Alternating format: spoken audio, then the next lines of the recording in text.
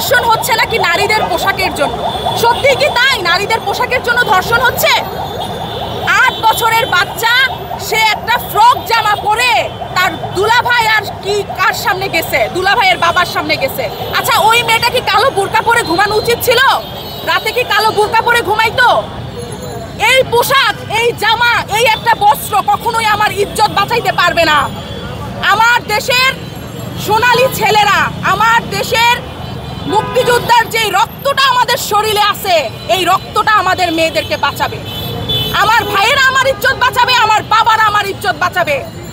আমার পোশাক আমার ইজ্জত বাঁচাবে না। আমি কালো বোরকা পরেও ধর্ষিত, আমি থ্রি-পিস পরেও ধর্ষিত, আমি শাড়ি পরেও ধর্ষিত, আমি আসিয়া, আমি ফ্রক পরেও ধর্ষিত, আমি 8 বছরেও ধর্ষিত, আমি 80 বছরেও ধর্ষিত। আপনারা কিসের বলেন পোশাক আমার ইজ্জত বাঁচাবে? কিসের জন্য দায়ী হতে পারে? আপনারা দায়ী।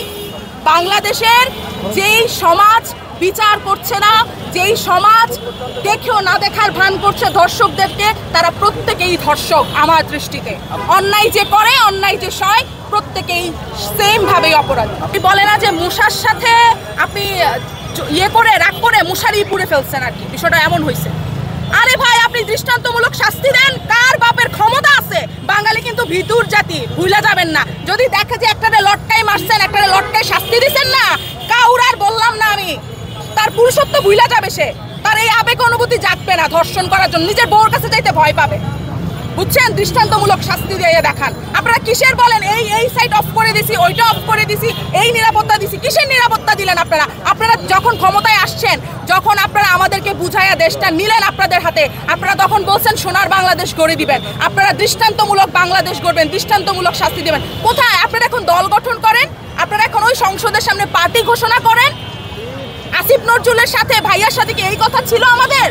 হাসান আব্দুল্লাহর সাথে কি এই কথা ছিল আমাদের?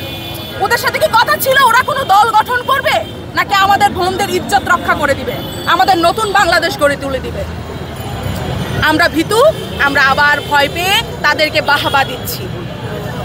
ভয় পেলে হবে না। প্রত্যেক নারীর উদ্দেশ্যে বলছি, তোমরা জেগে ওঠো। তোমরা ভুলে গেলে হবে না, পৃথিবীর অর্ধেকটা নারীদের, বাংলাদেশ অর্ধেকটা আমার নারীদের, অর্ধেকটা তোমাদের পুরুষ, অর্ধেকটা আমাদের। আমরা যদি জেগে যাই না, কোনো সরকার, কোনো উপদেষ্টা গদিতে বসে থাকতে পারবে না। আমার আইনজীবী ভাইদের উদ্দেশ্যে বলছি, আপনারা যখন একটা ধর্ষকের কেস লড়েন, এর থেকে দুঃখের আর মনে হয় কিছু হয় না ভাই। আমরা চাই প্রত্যেকটা বাঙালি তার নিজ নিজ জায়গা থেকে একটা ধর্ষকের প্রতিরোধ গড়ে তুলুক, প্রতিবাদ করুক, একটা আইনজীবী প্রতিবাদ করুক, একটা শিক্ষক প্রতিবাদ করুক যে একটা ধর্ষক ছেলে, তাকে আমি এই স্কুলে পড়তে দিব না। একটা মা প্রতিবাদ করুক, তুমি ধর্ষক, তুমি আমার ছেলে সন্তান হতে পারো না, তুমি বাংলার মাটিতে জীবিত থাকতে পারো না। আমাদের ডক্টর মোহাম্মদ ইউনূস স্যার আমাদের সকলকে আশা দিয়েছিল নতুন বাংলাদেশ গড়ে তুলবে, নতুন বাংলাদেশ উপহার দিবে। ডক্টর মোহাম্মদ ইউনূস স্যারকে উদ্দেশ্য করে বলছি, আপনি যদি আসিয়ার এই ঘটনাটার দৃষ্টান্তমূলক শাস্তি না প্রতিষ্ঠিত করতে পারেন, আপনার স্বপ্নের বাংলাদেশও গড়তে পারবেন না, আমাদের সোনার বাংলাদেশও আপনি করে দিতে পারবেন না। আপনি অনেক কিছু করে যেতে পারেন, কিন্তু আপনি যদি এই বিচারটার, এই ধর্ষক মামলার বিচারটার একটা প্রতিষ্ঠামূলক দৃষ্টান্তমূলক শাস্তি না দিতে পারেন, আপনি কোনোদিনই সোনার বাংলাদেশ করতে পারবেন না।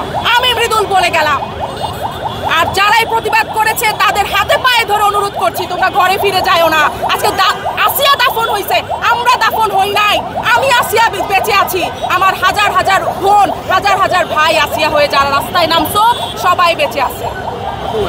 আসিয়াকে দাফন করতে পারছেন, আমাদেরকে পারবেন না।